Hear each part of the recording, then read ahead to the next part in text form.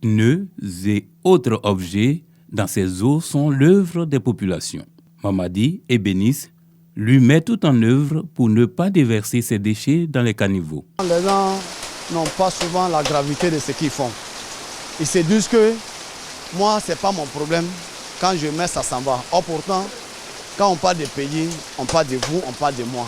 Si moi, je n'arrive pas à entretenir ici, que l'autre aussi refuse d'entretenir chez lui, le problème demain, ça va s'abattre sur nous tous. Moi, j'ai horreur de ça.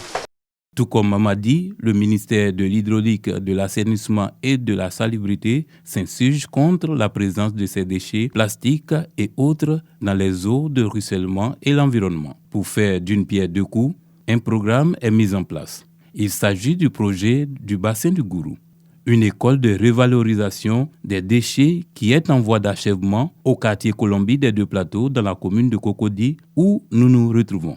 Une véritable unité de formation. C'est dans le cadre du projet financé par la BOAD que nous avons réalisé cette unité de formation à la valorisation des déchets. Avec le financement de la BOAD, nous avons donc pu acquérir les équipements et actuellement nous sommes en phase de test pour la valorisation des déchets. Cette valorisation comprend deux filières. Vous avez une filière dite valorisation par pyrolyse et dans le hangar qui est à côté, vous verrez que c'est de la valorisation basée sur le tri des déchets. Ici, les pneus sont transformés à partir d'appareils qui constituent l'unité de formation. Ce processus permet de produire plusieurs combustibles. C'est par le processus de la pyrolyse qui consiste à soumettre les déchets à une forte chaleur en absence d'oxygène sans les soumettre directement au feu. Et ce processus-là va faire transpirer les déchets à l'intérieur. Après craquage du pneu, on obtient du charbon et du gaz, en plus de l'huile.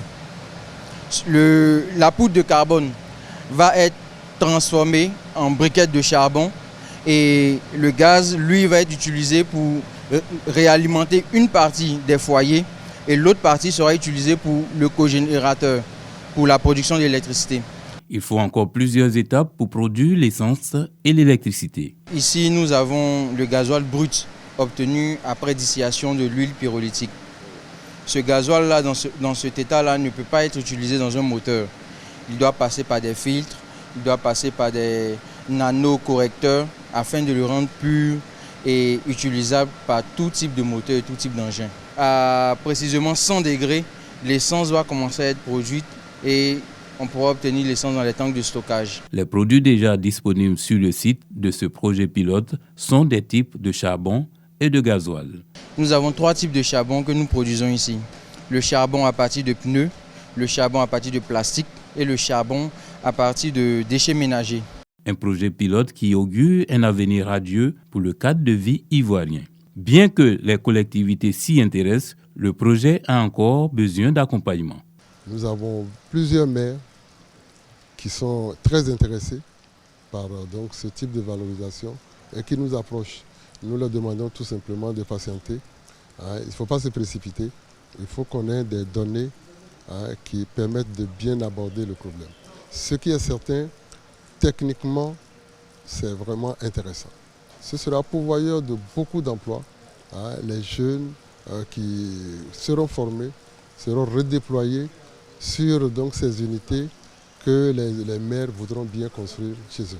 Le projet qui permet de produire des combustibles va ouvrir une nouvelle ère dans l'environnement et le cadre de vie des populations, d'où l'appel à un comportement citoyen.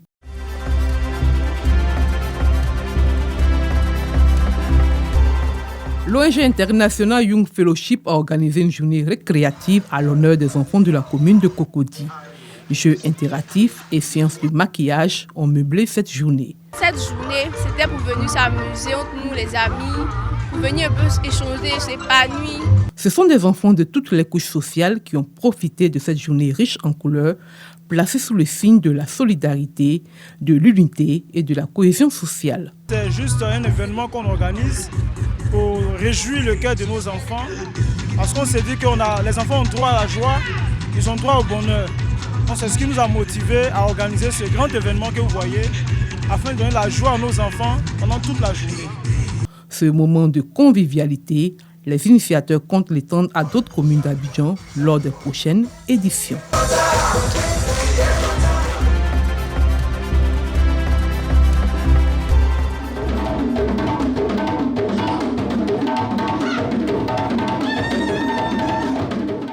Danse et chants au rythme des percussions annoncent les couleurs de la 8e édition d'Ablidé Festival. Un festival pour promouvoir les attraits touristiques et culturels du pays ouest. Cette édition va se tenir du 6 au 9 février dans le département de Fakobli. 3 jours de festivités pour découvrir le riche patrimoine culturel de ce peuple de l'ouest de la Côte d'Ivoire. À partir du jeudi 6, nous avons Ablidé Off à travers les entretiens avec la jeunesse et les associations de femmes. À partir du vendredi 7 février, on aura des courses traditionnelles et luttes traditionnelles et l'animation au village Ablidé Festival. Le samedi 8 février sera consacré au panel la sortie de l'emblème de la culture ouest, le masglai, les danses traditionnelles, le thématique. Enfin, le 9 février, une visite touristique sera guidée sur un site d'un département de Fakobli, un village qui est nommé Tienis et Abli. Ablidé Festival, c'est aussi le brassage culturel entre le peuple ouest et les autres peuples ivoiriens. Pour l'édition 2025, le peuple sénoufo de Sinématiali est à l'honneur. Pour sa réussite, le festival bénéficie du soutien de Côte d'Ivoire Tourisme. Ils sont nombreux, ces promoteurs qui initient des événements, mais qui après une ou deux éditions, du fait d'un certain nombre de problèmes conjoncturels qu'on sait, ne restent pas dans la durée. Mais ici, il revient qu'au fil des éditions, Ablidé Festival s'inscrit durablement dans le paysage ouest, mais également gagne en maturité et en expérience. Et ça, c'est à saluer. C'est eu égard à tous ces progrès, ces avancées notables que Côte d'Ivoire Tourisme continue d'apporter son soutien à cet événement. La jeunesse, face aux défis de l'entrepreneuriat à travers les arts et la culture, c'est le thème de la 8e édition d'Ablidé Festival.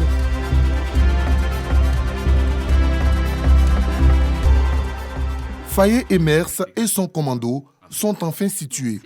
Après plus d'une heure de suspense marquée par des prestations d'artistes et vidéos de promotion touristique de la destination Maroc, le tirage au sort de la CAN 2025 s'est montré plutôt clément pour les éléphants qui héritent de la poule F avec pour adversaires le Cameroun, le Gabon et le Mozambique. Le sélectionneur Faye Emers promet de ratisser large afin de renforcer son commando. Logés à Marrakech, les éléphants recevront leur match de poule dans l'enceinte du grand stade de Marrakech, fort de ses 45 000 places. Mais les champions d'Afrique en titre iront également jouer à Agadir, ville où leurs 3 adversaires seront logés. Quant au pays hôte, le Maroc, le tirage est plutôt équilibré avec le Mali, la Zambie et les Comores. 3 équipes qui ont montré qu'elles sont des troupes faites depuis 2 éditions de la CAN. La CAN Maroc 2025 se jouera du 21 décembre 2025 au 18 janvier 2026. Une édition sur laquelle le royaume chérifien compte pour charmer ses visiteurs puisqu'il co-organisera en 2023 la Coupe du monde de football avec l'Espagne et le Portugal.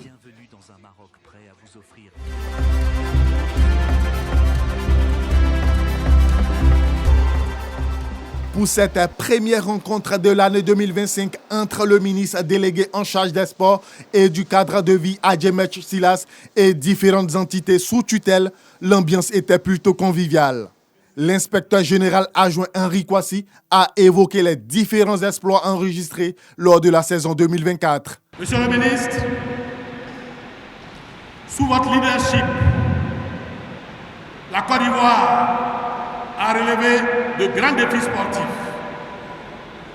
et remporté des trophées majeurs, notamment la Coupe d'Afrique des Nations et la Coupe du monde de Maracana. Le ministre en charge des sports a saisi cette occasion pour livrer les ambitions de la nouvelle saison sportive. Si nous avons, dans la prière et l'unité, remporté la CAN 2023, notre devoir sera d'être toujours en prière, toujours unis, pour que la CAN 2025 qui se jouera au Maroc revienne docilement sur les bords paisibles de la lagune Ébriée. Les structures du ministère des Sports ont pris l'engagement d'accompagner le ministre Adjemetch Silas dans la mise en œuvre de la feuille de route du gouvernement concernant le développement et la promotion du sport en Côte d'Ivoire.